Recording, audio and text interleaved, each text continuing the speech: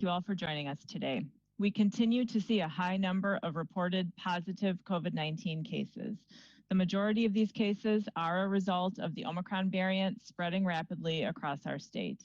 Here are today's latest COVID-19 data and trends. As of today, 63% of Wisconsinites have at least one dose of the COVID-19 vaccine, and 58.9% have completed their vaccine series. Additionally, Wisconsin vaccinators have administered nearly 1.8 million booster and additional doses of the COVID-19 vaccine. Today, we are reporting more than 15,000 new confirmed cases, bringing our 7-day average of new confirmed cases to 18,836. Like other states, Wisconsin has seen an increase in the number of pediatric hospitalizations associated with COVID-19 as a result of high case activity. Since the start of the pandemic, more than 2,350 Wisconsinites under the age of 20 have been hospitalized with COVID-19. This includes 65 who have required some intensive care. Unfortunately, we are seeing a higher number of COVID-19 related deaths. We are sad to report that our total confirmed deaths have now reached 10,689. It continues to be disheartening to see these figures rise. Our thoughts go out to the families and friends who have lost someone to this disease. Our healthcare systems are still under tremendous pressure due to an increase in cases and staffing shortages. Statewide, 95% of intensive care beds and 95% of intermediate care beds are currently in use.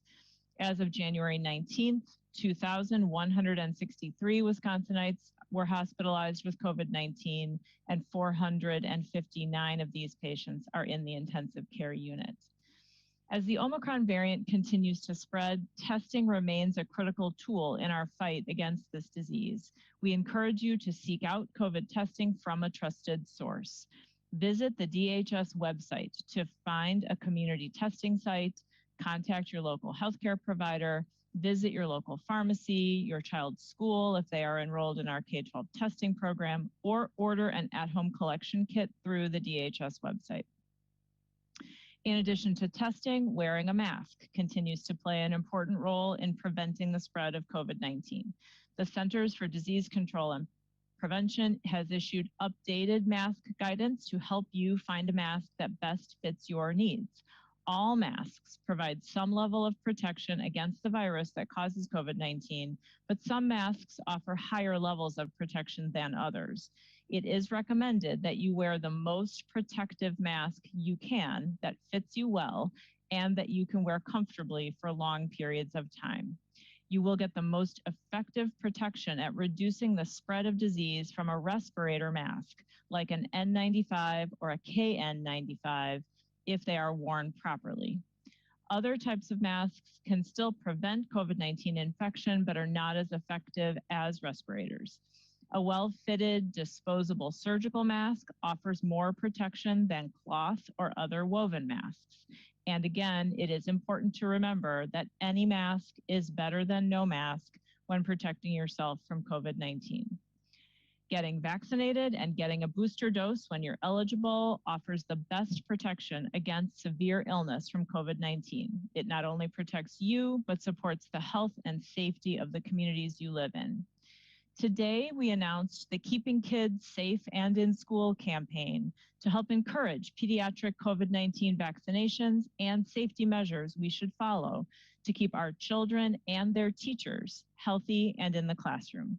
I will turn things over now to Dr. Jasmine Zapata to talk about the importance of getting your child the COVID-19 vaccine to help them stay safe and in school. Thank you so much. As a parent, there is lots of information that has been going around about COVID-19 risk for our kids. And that's why I'm just so happy to be here today participating to talk about this very important issue.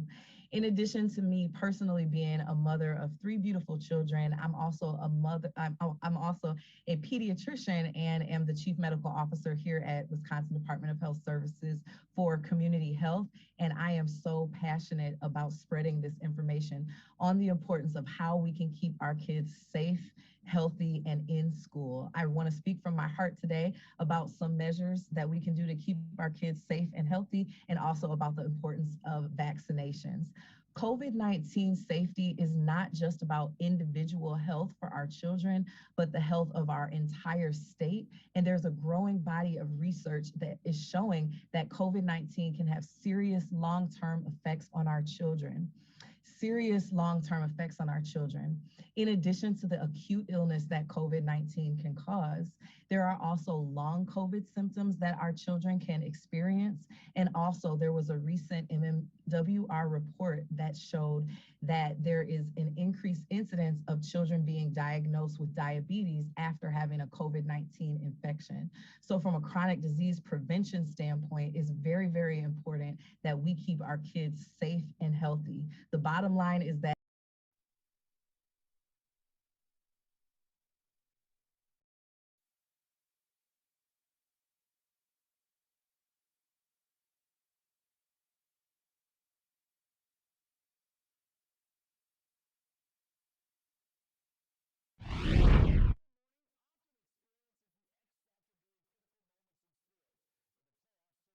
Fox 6 Wake Up News, Milwaukee's most trusted morning news show.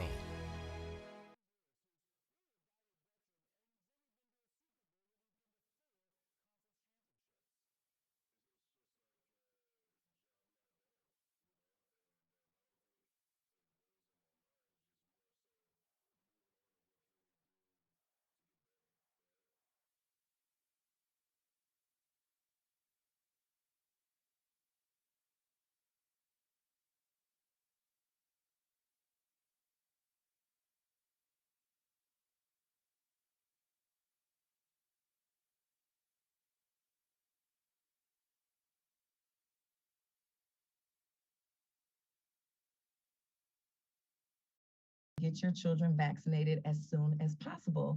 How can you do this? You can schedule a vaccination for your child using a variety of options. You can go to your personal healthcare provider. You can go to community-based vaccination sites. I know personally, that's what my family did personally. You can go to local or tribal public health departments, or you could go to local pharmacies. If you want to locate a provider administering the Pfizer COVID-19 for children, and remember, children ages 5 and up can be eligible, you can go to vaccines.gov, or you can call 211 if you're not able to access the internet. When you're scheduling a COVID-19 vaccine appointment, it is also a great opportunity to make sure your child has gotten their flu shot for the year as well. The flu vaccine is another really important layer of protection to keep your kids healthy and to be able to stay in school and in the classroom. There are many studies that have been showing that COVID-19 transmission rates within school settings are typically lower or similar to community transmission when there are multiple prevention strategies in place. So we talked about the importance of getting your child vaccinated, but in addition to that, there are some other things that we want to make sure that we're emphasizing that you do as well to keep your children healthy and safe. In addition to the vaccine, make sure that they're wearing a well-fitted mask. And also, there's a lot of great work going on in our state about helping children be able to get tested while they are at school. There are many schools that are participating in our school testing program. So we're asking parents and caregivers and guardians to have a conversation with your children and let them know that it is okay if they are asked to be tested at school. Also, if you receive any permission slips or get more information about the process from your school about authorizing your child to be tested on site, we're asking that you participate in that process. Testing is really, really crucial in helping to slow the spread, particularly of this Omicron variant, which is spreading very, very rapidly. And we talk a lot about staying safe and in school. Why is school so important? There's many studies that show that school is a very, very important environment for children to continue to develop life skills that are going to be very important. It also helps them cope with some of the very things that they're facing now in this pandemic. The COVID vaccine can keep kids in the classroom and it can help them build connections with their teachers and peers that are so crucial for their mental well-being. And again, getting kids vaccinated is one of the best ways to keep them safe and in school. And that's one of the best ways that we can overcome this pandemic together. And finally, I want to speak from my heart to talk about the mental health impacts that we're seeing on our children in this pandemic. We talk a lot about physical health for our children, and that is so important. But it is so important now more than ever to continue to have conversations with them about their mental and emotional well-being. We know that this pandemic is hard and it continues to be hard on our kids. There was a recently released report from the Office of Children's Mental Health, and we are seeing that there's increased rates of suicidal thoughts for teen girls. There have been increased just in general in our state of opioid overdose deaths. There's been increases in household domestic violence. There's been increased anxiety and other stressors in the home. And we want to make sure that we do all that we can to continue having conversations about mental health with our children and doing all that we can to support them. So overall, the main message is that we know that this is a hard time, but stay resilient. Best way to keep your kids healthy and safe is to get the vaccine if they are eligible, and also continue to talk to them about their mental health. And I'll turn it over to our next presenter. Thank you so much. Thank you. And we are now ready to take your questions. A reminder to maintain audio quality. Please remain muted until it is time to ask your question. If you are able to do so, use *6 to mute and unmute your phone. And in the interest of time and to ensure everyone gets a chance to participate, we ask you to please limit yourself to one question. And we'll begin this afternoon with Alex Moe from wisbusiness.com. Alex? Hi, thank you for taking my question. I'm wondering, does DHS have an estimate for when the current Omicron surge is expected to peak or begin to decline in Wisconsin based on modeling data or just what we're seeing in other parts of the world and country? Thank you. Happy to pass that right to Dr. Westergaard. Good afternoon. So the data that we have from Wisconsin does not indicate that we have reached the peak. I think that's what we can say most safely. Look at our 7-day average of confirmed cases. The average as of today is higher than it's ever been. And it increased very quickly to get to this point. I think the reason for optimism is that there are some jurisdictions that seem to have a decline in the past week. So I think we can be hopeful that we are near the peak, if not there already, but unfortunately not seeing that with our data. The key unanswered question that I think we're all looking for is the decline going to happen quickly, or is it going to be a prolonged decline? Our hope is that we can turn the corner and see fewer and fewer cases as the weeks go on. But I think the important message is that we can get that decline to happen quicker if we implement all of the prevention strategies and wear masks and do the things that we're talking about to try to stop transmission as much as we can. So thanks for the question. Thank you. Now to Sophie Carson from the Milwaukee Journal Sentinel. Sophie?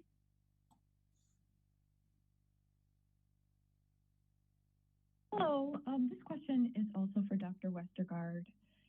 With the case numbers, the current case numbers affected by the system change, is wastewater giving us the best idea of current COVID trends, and what is it telling you?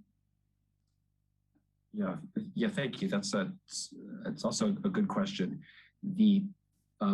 As you alluded to, our process for getting test results from people that are done in community test sites or clinics, has to get reported through computer data systems, and day-to-day changes might fluctuate depending on delays in that reporting. So that is why, as I just mentioned, it's more informative to look at the 7-day average of cases, which tells us sort of what we've been seeing in cases being diagnosed in the community. That's smoothed over, doesn't have some of that day-to-day fluctuation. And the take home from that is that, yes, it's been steeply increasing for the past several weeks. And as, like I said, today that is higher than it has been ever during the pandemic. The question of wastewater treatment has been an interesting frankly, surprising success because we haven't used that type of technology for awareness of respiratory virus infections ever. So it has been in a lot of different jurisdictions. In Wisconsin, as you can see on our DHS website, we've accumulated the data from a large number of wastewater treatment facilities where we test and measure the quantity, how much of the virus genetic material is detectable. And because those capture a large catchment area, it's actually tracked relatively well. It's gone up at the same time that cases have gone up. And the lessons we've learned across the country is that it's sort of followed the same peaks and valleys of transmission. So I wouldn't say that it gives us better information than cases, but it's another dimension, another perspective that we can use to show, and potentially as an early warning sign where cases are increasing. So those data haven't told us that we've reached the peak either, but it's something that is worth looking at as another perspective to see where we are in the epidemic, and we use it for that reason. Thank you. Now to Drew Sutherland from WSAW-TV in Wausau. Drew?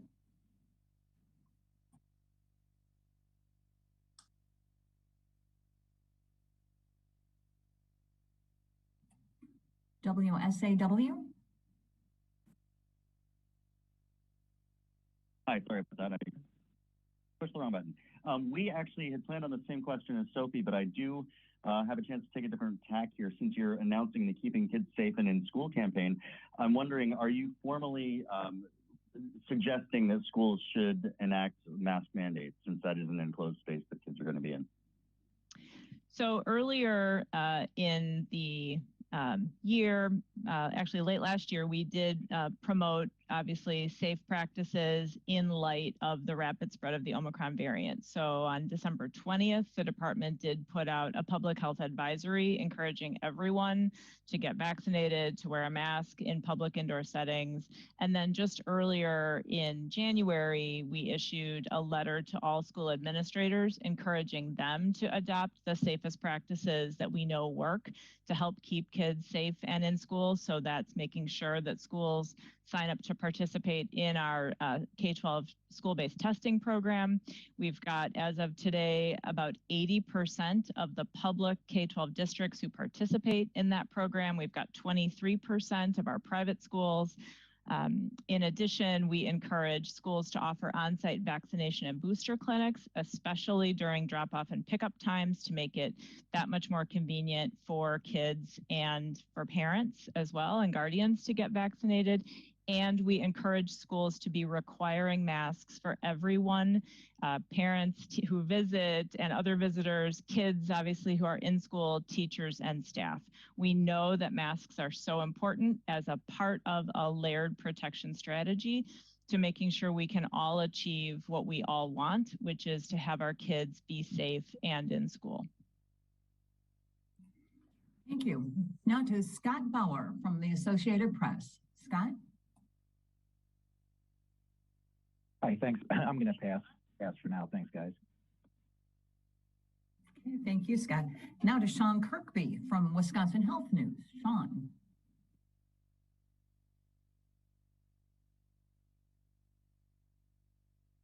Hi, thanks for holding this. Just was wondering, can you talk a little bit about the impact of the National Guard deployment and nursing homes? Have you seen any strain come off of hospitals with the deployment of those, I think, 80 soldiers last week? Thank you. Yep, you bet. So we actually have about 50 National Guard members who were deployed right away last week into 6 skilled nursing facilities around the state. That did free up several dozen long-term care beds that are being used today, and we are hearing good feedback from our hospital partners that they are seeing the opportunity to make some patient transfers. We do have another group of 80 National Guard volunteers who are in training as we all sit here at Madison College, getting trained up in the 75-hour CNA training course. They will be deployed by the end of January, and we expect that that will free up in the neighborhood of another 175 or potentially as many as 200 additional beds. So we're very pleased with the progress, so appreciative of our National Guard volunteers, so appreciative of Madison College and of our skilled nursing partners who are really working hard with us to make sure that as we get those Guard members trained up and available, we can put them in places all around the state so that hospitals all around the state have access to additional long-term care capacity. So early days still, but very pleased with the progress and looking forward to continuing this very successful strategy. Thank you. Now to Rhonda Fox from WKOW-TV in Madison. Rhonda? Hi. So today, the Wisconsin Department of Trade and Consumer Protection said that you all, the DHS, could answer this question. And it's one, can an individual in Wisconsin resell their COVID-19 test that they will receive from the federal government website? And if not, if you could talk about the ramifications. Thank you. Appreciate the question. It's not something that I'm aware that we've looked at in depth, so we'll be happy to consult with our Office of Inspector General and our Office of Legal Counsel, as well as our partners at the Department of Agriculture, Trade and Consumer Protection. I think the important thing for people to know is that it's really important to find reliable sources for COVID testing. Those are available, as Dr. Zapata noted. If you go to the DHS webpage, we've got a great link, great interactive map of all manner of community testing sites. We now have a total of 508 community testing sites located all around the state of Wisconsin. In addition, you can go to the Department of Health Services website and order a free at-home PCR test, a vault test that you collect at home with an online proctor. You send it in, you get the results. And of course, there are the free tests that are available to every household in the country now through the Biden administration strategy. So my suggestion would be, if you're looking for a COVID test, I would look first to any one of those resources before you look to anything that might appear to be a resale market, but certainly appreciate the question, and we will look into that. Thank you. Now to Mark Krieger from FOX 6 in Milwaukee. Mark? This is Gabrielle in for Mark. Our question was already asked. Thank you. Thank you. Now to Rob Sussman from WTAQ Radio in Green Bay. Rob? Yeah, thanks for holding. My question is for Dr. Westergaard, and it's kind of related to the first question that was asked here. What do you think the trajectory of the pandemic is going to be after the Omicron variant starts to wind down? We had yesterday, the CDC said that natural immunity from infection, when it came to Delta, actually provided slightly more protection than people who were just vaccinated. And so with so much, natural infection going around and so much natural immunity after the Omicron variant winds down, going to see a chance for this pandemic to fade. Thank you very much. Yeah, thanks, Rob. I think of that question, that question often, and of course don't know the answer, but can highlight some of the considerations that go into what might determine what it looks like in the future. And one is the encouraging news that there is protection from that it lasts a significant amount of time from vaccination and from natural infection. And on the other side of this current surge, where people are becoming infected in greater numbers than ever, I think you're right. We're gonna have a lot of people that have some level of immune system protection. That's generally how pandemics end. When we look at influenza, over time, the population gets immunity, but it's imperfect. So the thing that's really the question mark is going to be whether and when additional genetic variants that can escape the immunity that we have accumulated over the past 2 years. I think that in that sense, the Omicron was really a surprise about how severe and quickly that took off. I think we were all expecting that we were going to have a hard, long winter with a lot of cases driven by Delta and potentially influenza. And the fact that now we've seen very little of those, almost no Delta and all Omicron, really, I would say was not possible to predict ahead of time. So if things continue on their current trajectory and we see Omicron wane because it essentially runs out of people to infect, if the weather gets improved, we could be in a good position, similar to what we were hoping would continue last summer when cases were at low levels of transmission. But I think we have to use all the tools we can to minimize the possibility that we'll have new genetic variants come up. I think that's where we need to talk about global vaccine equity. We need to continue to press for vaccination to minimize transmission, because minimizing transmission lowers the risk that new genetic variants will emerge. So that's really what the future depends on. In what it will look like is, some of it is just going to be luck in terms of the evolution of the virus, and some of it's going to be how hard we work on getting the remaining unvaccinated people vaccinated around the world. Thank you. Now to Kaylin Schumacher from WBAY-TV in Green Bay. Kaylin? Hi, guys. Hi, guys. Thanks so much for holding this today. We know that the president said that he was distributing masks. That kicked off this week.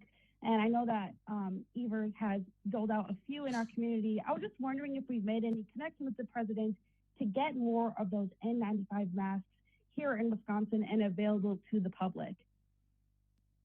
Yep, thanks for the question. So the mask supplies that we do have are being distributed to our local and tribal health departments, to our local emergency management partners, to healthcare providers, and to schools. We know that those are settings where we need to make sure that we've got high quality masks that are available widely in the community.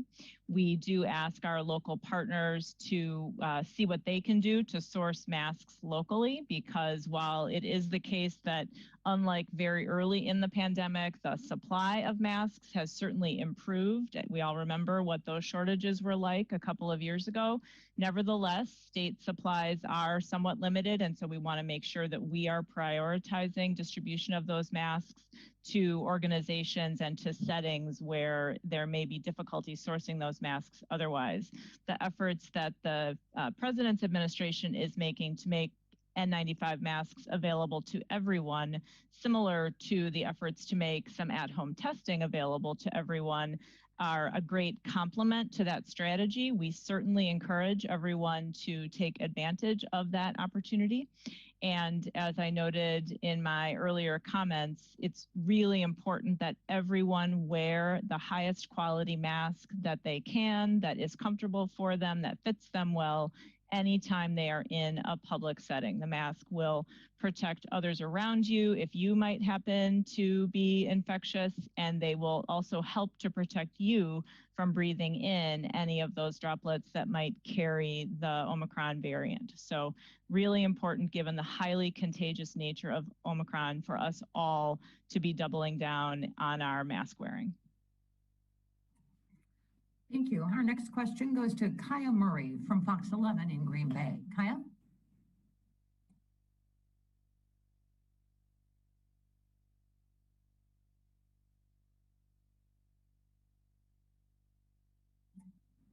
Fox 11?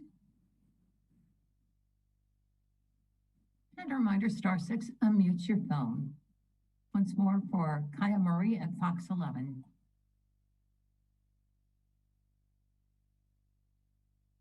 Okay, moving on then to Susan Bentz from Milwaukee Public Radio. Susan?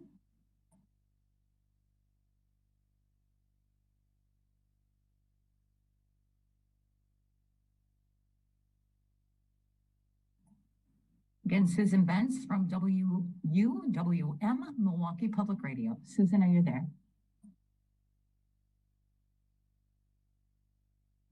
Okay, moving on then to Jack Kelly from the Cap Times in Madison. Jack?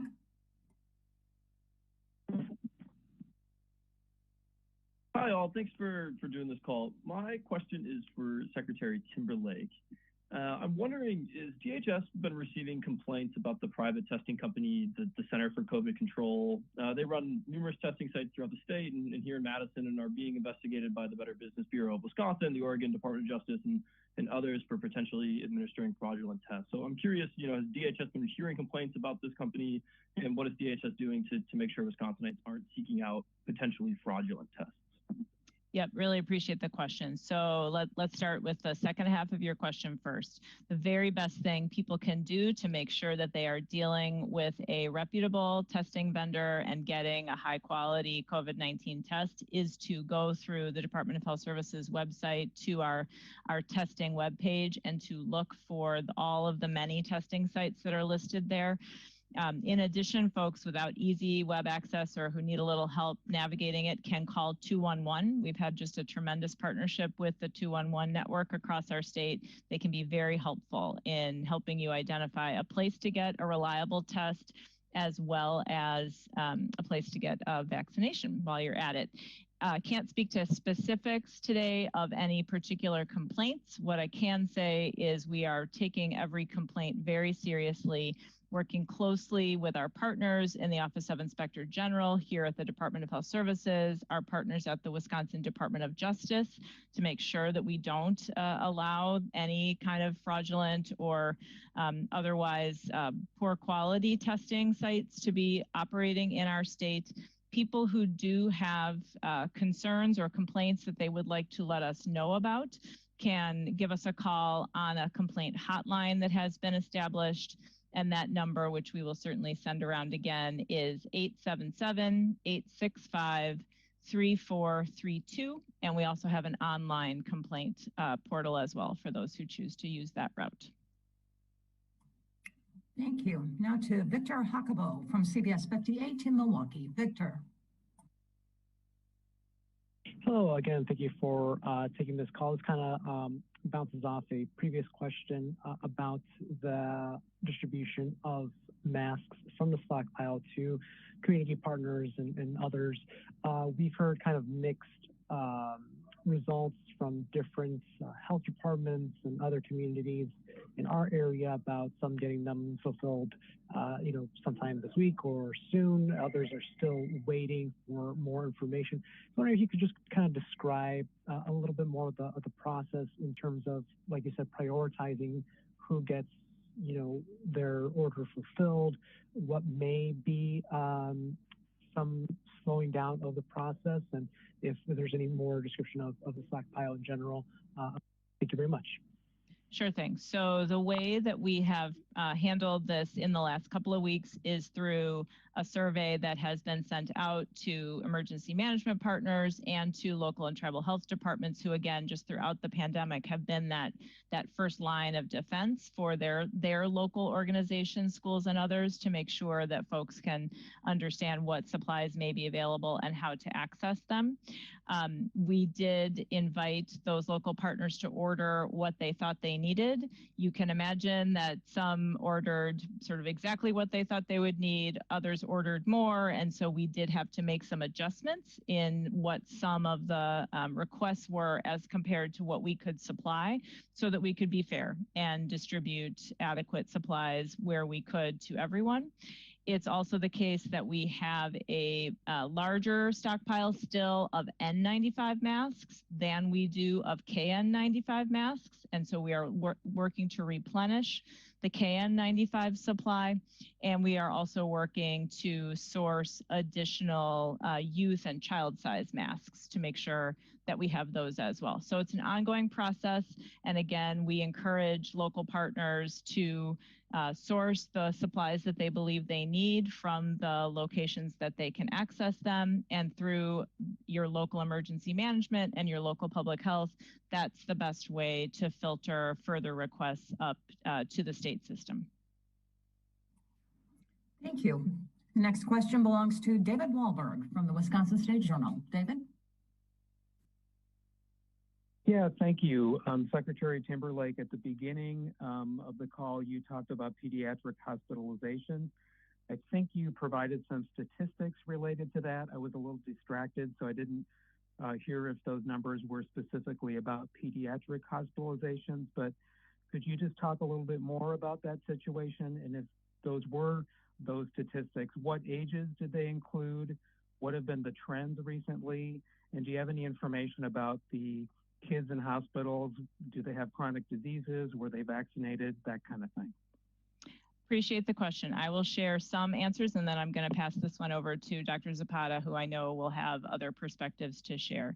So the data that we do have available on our website looks at hospitalization by broad age categories. And if you aggregate the youngest ages up to people under the age of 20, since the beginning of the pandemic, there have been 2,350 young people, some very, very young, and some teenagers under the age of 20 who have been hospitalized with COVID-19. What we know in general is that the analysis that we have been running on a monthly basis for a while now about people's risk of being hospitalized if they are not vaccinated as compared to if they are vaccinated against COVID-19 is as of our December data, are showing that those who are not vaccinated are 10 times more likely to be, or they are hospitalized, I should say, at a rate that is 10 times greater than people who have been vaccinated. That's all ages. It's not kids and young people specifically. But I'll turn it over to Dr. Zapata for other thoughts on what we're seeing in terms of pediatric and young adult hospitalizations. Yes, thank you so much. I would echo what Secretary Timberlake mentioned. We're seeing that the majority of children who are hospitalized or in the ICU are unvaccinated. So again, just sharing the importance of vaccinations. And also, as far as some of the specific numbers, just a snapshot, one of the largest children's hospitals in Wisconsin, Children's of Wisconsin, their January 11th to 17th data from January 11th to 17th of 2022, there were 57% rooms occupied and about 54% of their ICU rooms occupied. And looking at their data, it's been decreasing just a little bit over the last few weeks, but these are still high numbers hospitalized with this is the COVID-19 data. So that is just a little bit of a snapshot. We're still seeing children being hospitalized for this. And again, the best way to prevent severe illness and death is getting vaccinated. And that's one of the best ways we can protect our children. Thank you. Our next question belongs to Mary Jo Ola from TMJ4 in Milwaukee. Mary Jo?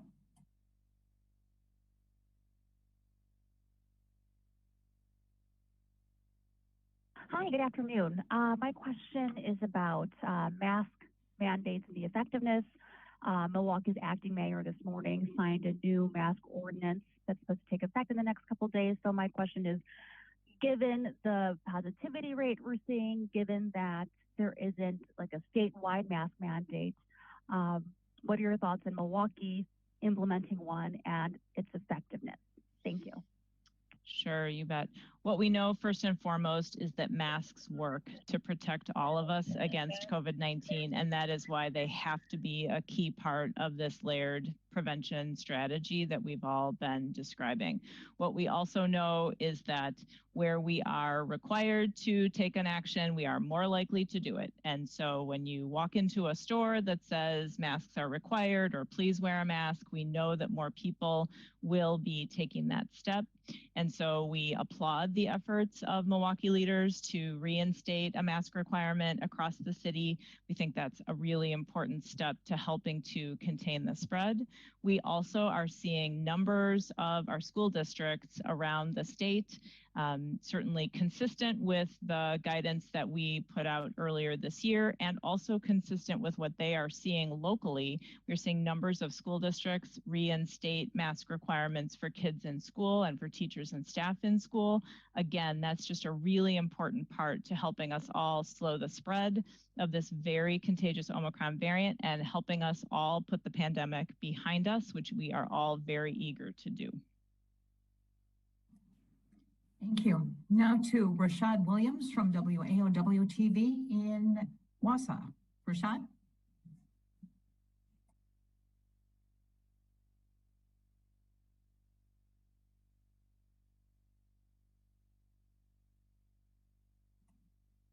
Rashad Williams from WAOW.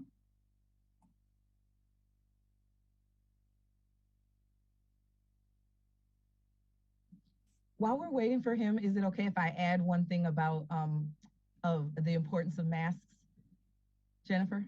Of course, go ahead. Okay. All right, just echoing what Secretary Timberlake was saying, one thing that is so important to note about this new Omicron variant is just that it is able to spread so quickly and it can linger in the air.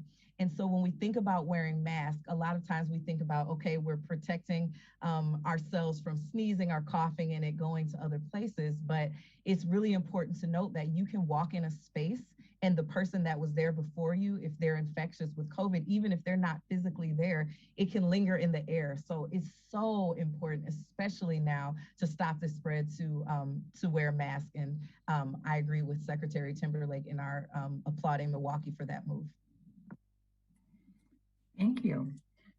And once again, Rashad Williams from WAOW TV.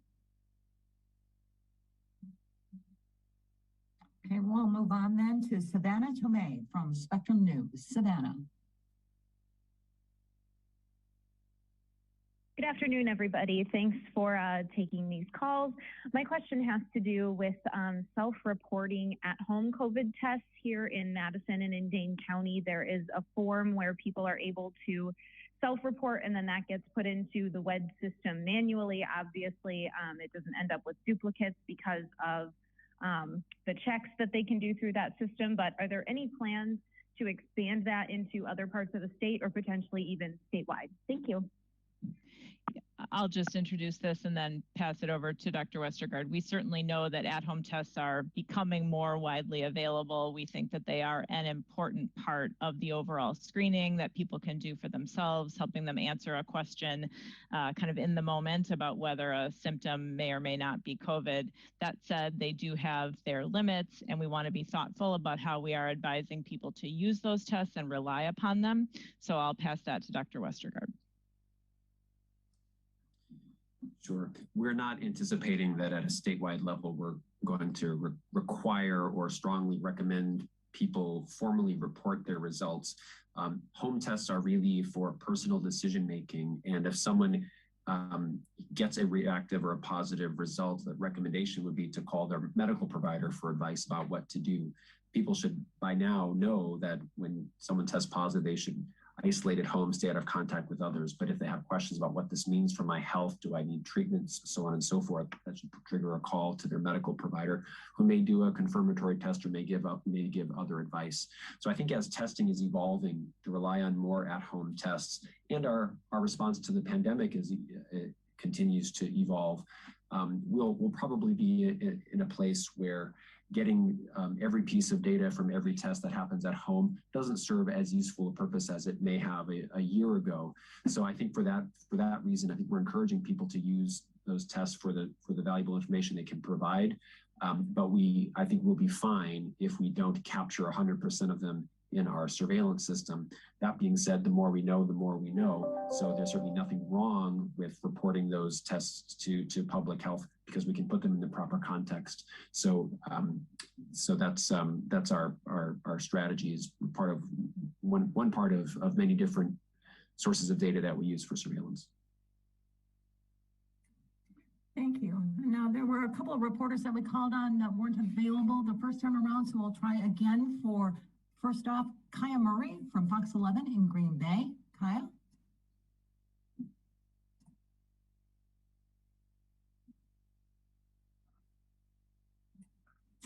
Okay, moving on then to Susan Benz from Milwaukee Public Radio. Susan.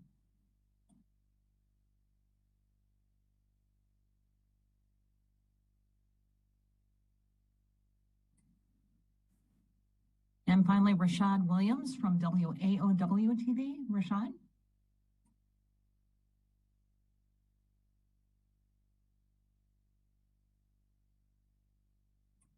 Okay, with that, we'll conclude today's briefing. Our thanks to all of you for joining us today. Please continue to monitor the DHS COVID-19 web pages for data and guidance. Be safe and have a great afternoon.